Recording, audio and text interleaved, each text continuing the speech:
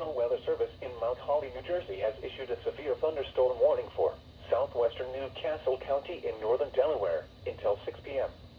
At 5:29 p.m., a severe thunderstorm was located over Hollywood Beach, or 8 miles southwest of Elkton, moving east at 45 miles per hour. Hazard, 60 miles per hour wind gusts and quarter-size hail. Source, radar indicated. Impact, minor damage to vehicles is possible. Wind damage to roofs, siding, trees, and power lines is possible. Locations impacted include Middletown, Salem, Delaware City, St. George's, Port Penn, Mount Pleasant, Glasgow, Bear, and Odessa. For your protection, move to an interior room on the lowest floor of a building. To report severe weather, contact your nearest law enforcement agency. They will send your report to the National Weather Service office in Mount Holly, New Jersey. Torrential rainfall is occurring with this storm and may lead to flash flooding. Do not drive your vehicle through flooded roadways.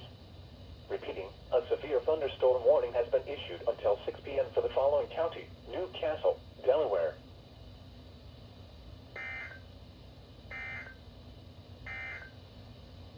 For the following